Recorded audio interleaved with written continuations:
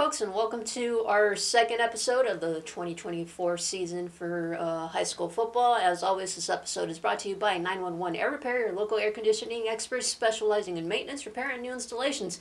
Well, last week we talked about our 3A and 2A schools, which kicked off everything here in Pinal County. Now we're incorporating our 5A and 4A schools, which brings us to our game of the week. It's a Friday night game, and it's kind of a big deal here in Casa Grande. It is the return of head coach Jake Barrow. He is leading Tempe Corona del Sol against the team he led to the 2021 4A state championship in Casa Grande Union. And last year these two teams met up. It was a pretty evenly matched game. Corona del Sol came out winning 14-0. I kind of see a similar matchup coming into this game. Looking at Corona del Sol, all their big playmakers on the offense from last year, they have graduated, so it's kind of a new look for them.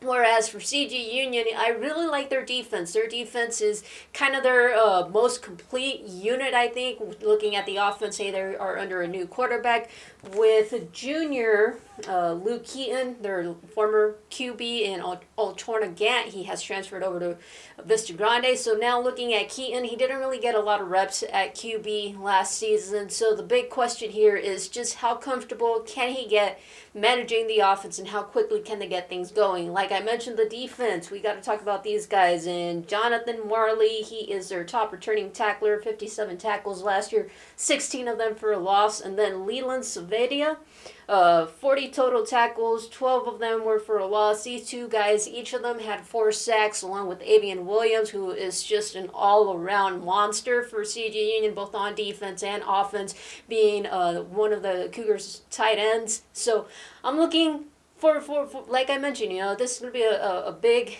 test for CG Union going in, opening up the season, but I think, hey, the defense is going to hold on. They are going to give that offense the opportunity to make some plays. Like I mentioned, the question is, what can they do?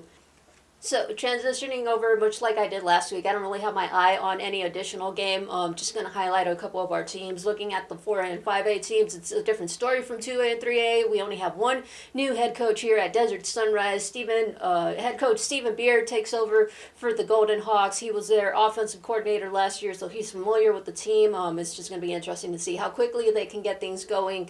They are more experienced now, don't have a lot of transfers that have to sit out, so that's a plus for them.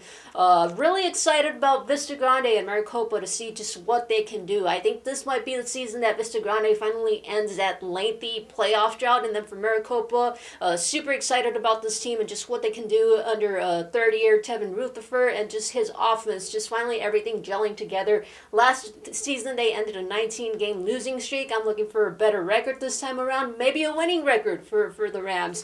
And just overall, our Santan Valley teams of Combs and Post and Butte, we know what they're capable of. Combs is coming in healthy. They have some depth, which is a different story from what it was last year. And then AJ. AJ is kind of my big question mark here. Just what can they do?